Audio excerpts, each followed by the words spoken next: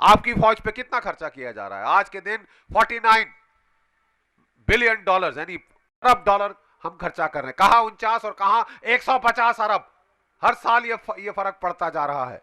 एक खतरा आपको चीन से है, जिसने तिब्बत में अपनी हालत काफी मजबूत कर ली, और दूसरा खतरा आपको पाकिस्तान से है।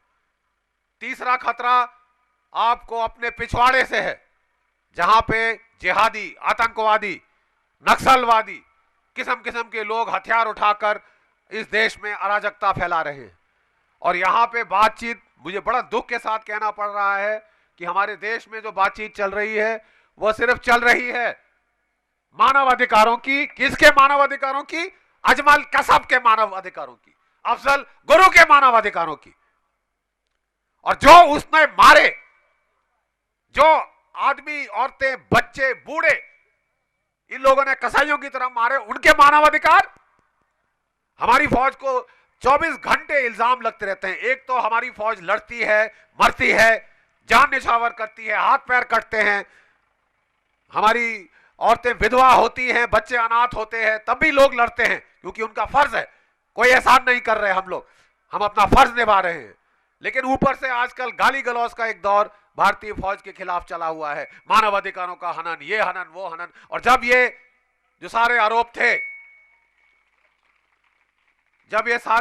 जब इनकी जांच नेशनल ह्यूमन राइट्स कमीशन ने की, 1518 आरोप लगाए गए थे। उनमें से 97% झूठ पाए गए, सरासर झूठ। एक तबका है एनजीओस का, जिनका पैसे विदेशों से आते हैं, जिन्होंने बवाल खड़ा कर रखा है आजकल फौजों के खिलाफ, ताकि फौजों का मनोबल टूटे।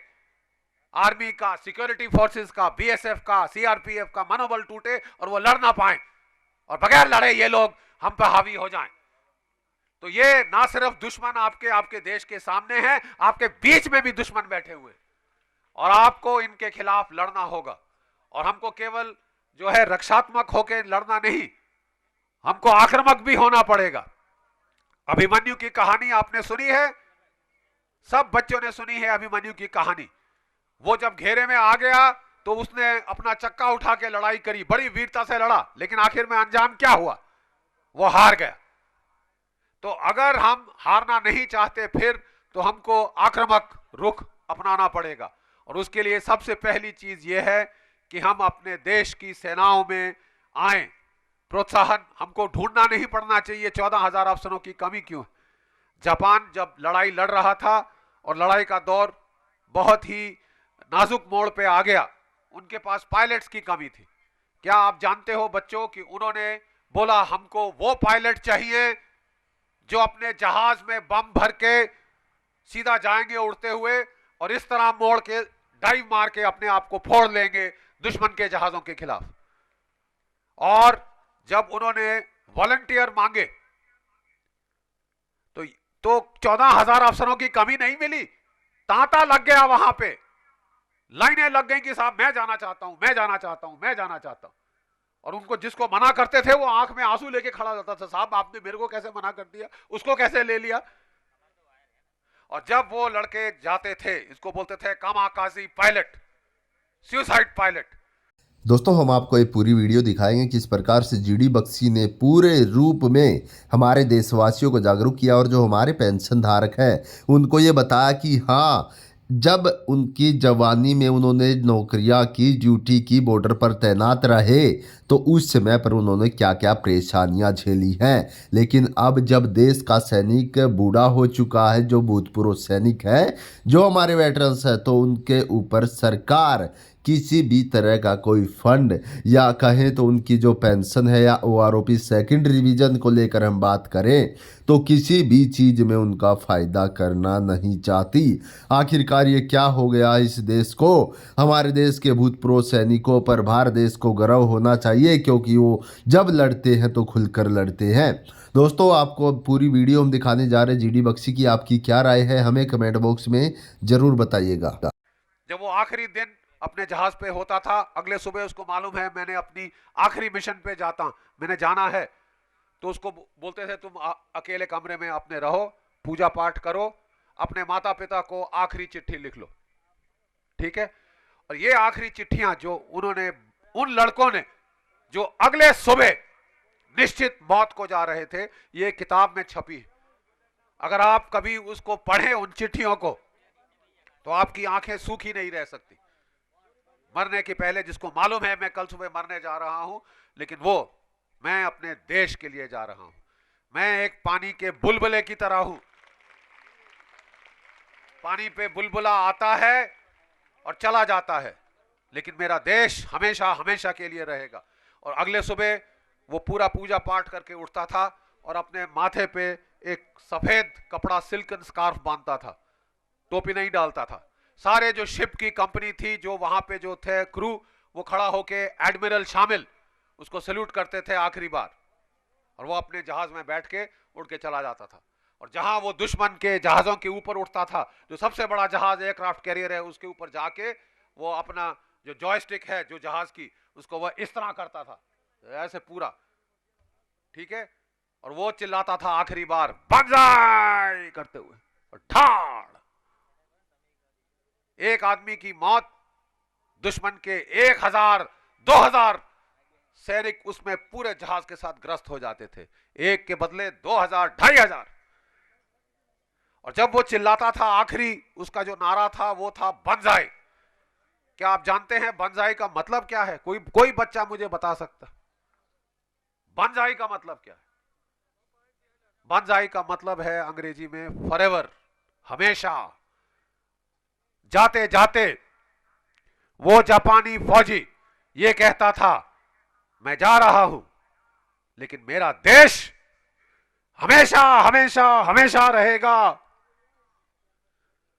कुछ है हम में कि मिट सकती नहीं कभी हस्ती हमारी, सदियों रहा है दुश्मन दौरे जमा हमारा, सारे जहां से अच्छा हिंदुस्तान हमारा। ये जज्बा जब हम में आ जाए पूरी तरह से, ये जज्बा जब हम में आ जाए, तो कोई ताकत दुनिया की हमारे देश के सामने टिक नहीं सकती। आपकी आबादी आज के दिन 1.3 अरब है। 2026 तक आपके देश की आबादी बढ़ के 1.4 अरब हो जाएगी। आपकी रिक्रूटेबल मेल पॉपुलेशन, जो आदमी हैं आपके देश में, सबसे ज्यादा होंगे युवा पीढ़ी के होंगे। इसका मतलब सबसे बड़ी फौज दुनिया की आपका देश खड़ा कर सकता है। ना चीन, ना रूस, ना अमेरिका, कोई इससे मुकाबला नहीं कर सकता। जरूरत है आपको तकनीकी विज्ञान की, वो आ रहा है। हमारे लड़के तेज हैं इंफॉर्मेशन टेक्नोलॉजी में, आजकल दुनिया में सबसे तेज हमारे साइंटिस्ट माने जाते हैं। नासा में आप जाइए, अमेरिका के अंदर आधे साइंटिस्ट भारतवर्ष से हैं। तो क्या चीज है जो हमको रोक रही है? सिर्फ एक अभाव, एक भावना का अभाव, एक वेश्यावृत्ति जो कि सिर्फ पैसे को ढूंढती है। जो देखिए, अगर दिल से आप काम करेंगे, आपका दिली लगाव है, तो आप फिर ये कह पाएंगे, my country is not a place. मेरा देश मेरे लिए एक जगह नहीं, एक भावना है, जिसके लिए मैं मरने मिटने को तैयार हो जाऊंगा, रहूंगा, हमेशा तत्पर रहूंगा। अगर कोई मेरे देश के खिलाफ बोले, मैं बस जबान खींच लूंगा, चूम लूं मैं उस जुबान पे जिस पे आए तेरा नाम, और चूम लूं मैं उस जुबान को जिस पे आए तेरा नाम। ए मेरे प्यारे वतन, तुझ पे दिल कुर्बान। ये भावना जब इस देश में होगी, प्यारे बच्चों, मैं आपको यकीन के साथ कह सकता हूं कि कोई दुनिया की शक्ति, कोई दुनिया की ताकत हमें रोक नहीं सकती। कई बार लगता है कि हमारे देश पे बहुत सारे खतरे आए हुए हैं, बहुत सारी प्रॉब्लम्स हैं, बहुत सारी हमारे ऊपर संवेदनाएं आई हुई हैं, ये खराब, वो खराब, वो खराब, ये खराब। याद रखिए, अंग्रेजी में कहावत है, it is darkest before don. सबसे ज्यादा अंधेरा पौ फूटने के पहले होता है। सबसे ज्यादा अंधेरा पौ फूटने के पहले होता है। मुझे बड़े सौभाग्य है, विवेकानंद केंद्र के साथ में हूं। मैं जा के बच्चों से बात करने की कोशिश मुझे आज्ञा दी गई है कि मैं बच्चों से बात करूं, और जितना मैंने इस नई पीढ़ी से बातचीत की है, मेरा विश्वास बढ़ा है कि हमारे देश का भविष्य उज्जवल है और अच्छे हाथों में है। हर पीढ़ी को लगता है कि हम लोग बहुत तगड़े थे, हम लोग बहुत सख्त थे, ये वाले कमजोर हैं। हमारे टाइम में हम बॉक्सिंग करते थे, ये सिर्फ डिस्को डांसिंग करते। लेकिन मैं आपको बताऊं, एक सैनिक अफसर होने की हैसियत से अपनी ब्रिगेड, अपनी डिवीजन हमने जम्मू कश्मीर में कमांड करी, अपनी पलटन जम्मू कश्मीर में कारगिल में कमांड करी, लड़ाई देखी अच्छी। और मैं बता सकता हूं आपको कि आपकी पीढ़ी के नौजवान बच्चे बेहतरीन मिसाल दी है उन्होंने लड़ाई के मैदान में। कैप्टन विक्रम बत्रा 23 वर्ष, परमवीर चक्र मरणोपरांत। कैप्टन मनोज पांडे, परमवीर चक्र मरणोपरांत 22 वर्ष। आपकी उम्र से थोड़े बड़े, तो कोई खून देने में, खून से सींचने में कारगिल की पहाड़ियों को कोई पीछे नहीं हटा। आज जब मैं आपसे बात कर रहा हूं, इस वक्त हमारी भारतीय सेना के, बीएसएफ के, सीआरपीएफ के ऑपरेशन जम्मू कश्मीर में चल रहे हैं, मणिपुर में चल रहे हैं। आज जब हम बात कर रहे हैं किसी को गोली लग रही, लेकिन किसी ने हिम्मत नहीं छोड़ी है। बड़ी बहादुरी से उन्होंने ये है इनका जवाब दिया है, मुंह तोड़ जवाब दिया है। सारी लड़ाइयां हमारे खिलाफ पाकिस्तान ने छेड़ी और हर लड़ाई में वो पिटे। और वो पिछली 71 की लड़ाई जिसकी आज 40वीं वर्षगांठ है, उसमें तो विजय दिवस है आज, और इस विजय में हमने पाकिस्तान को 2 में तोड़ा। और अगली बार जब हमारे हुक्मरान हिम्मत कर लें और फौजों को आदेश मिले, आप यकीन मानिए ये जो बच्चे यहां बैठे हैं, यही पाकिस्तान को 4 टुकड़ों में तोड़ सकते हैं।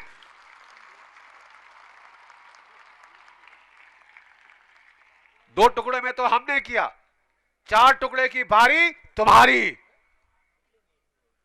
2 टुकड़े में तो हमने किया, 4 टुकड़े की बारी आपकी है। कितना बाजुओं में बल है, देखना है जोर कितना बाजुए का तिल में है। सरफरोशी की तमन्ना अब हमारे दिल में है।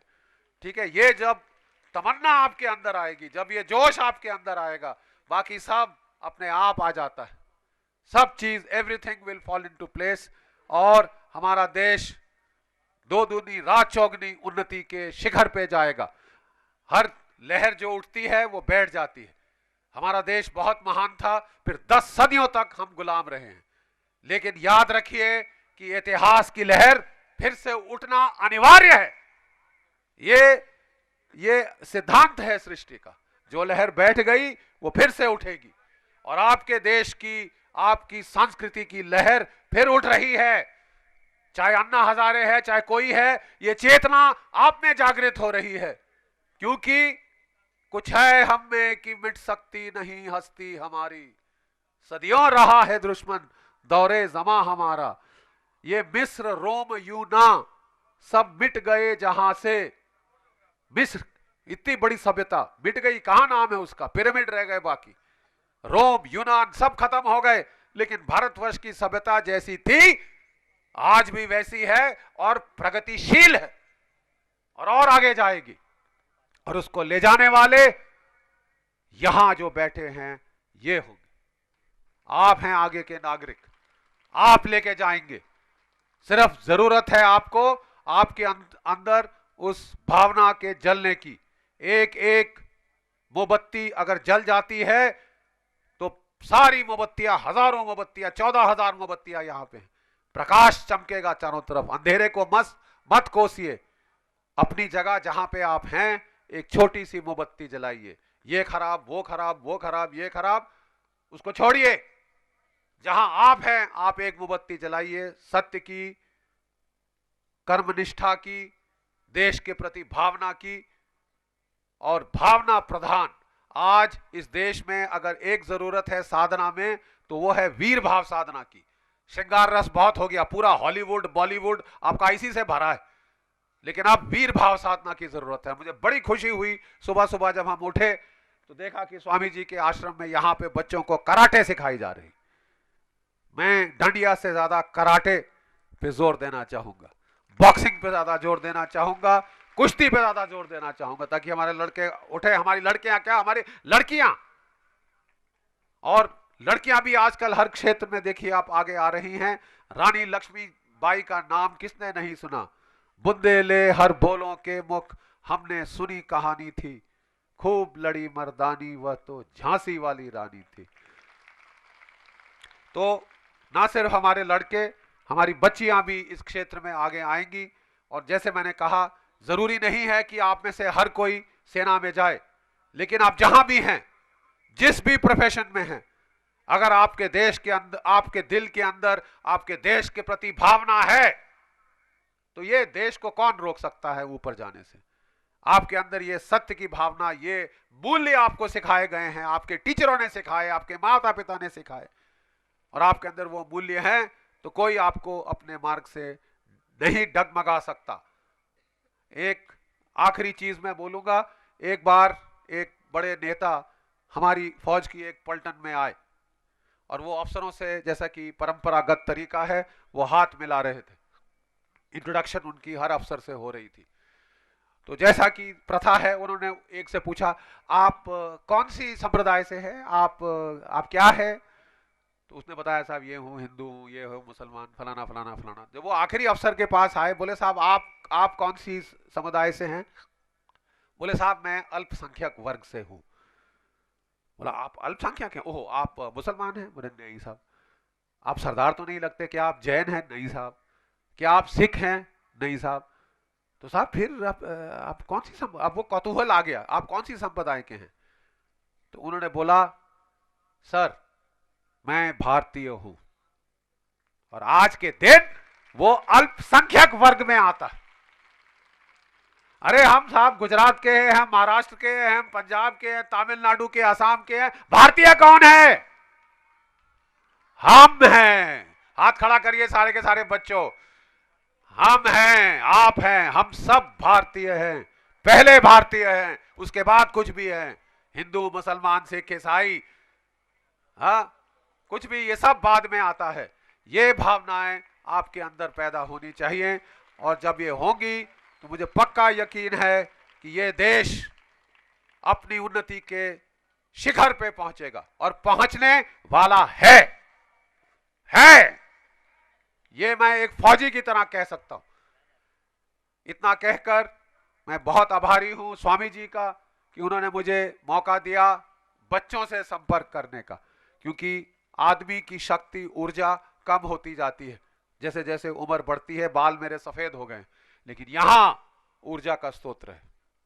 यहां से आदमी अगर इस गंगा में डुबकी लगाए, जवानी की गंगा, उमंग की गंगा में, तो जरूर उसको भी ऊर्जा होती है। इस ऊर्जा के लिए मैं आप सबका आभारी हूं, और मैं आप सब से विनती करता हूं, खासकर बच्चों से, कि ये भावना आप अपने देश में, अपने दिलों में जगाएं, अपने दिलों में जगाएं।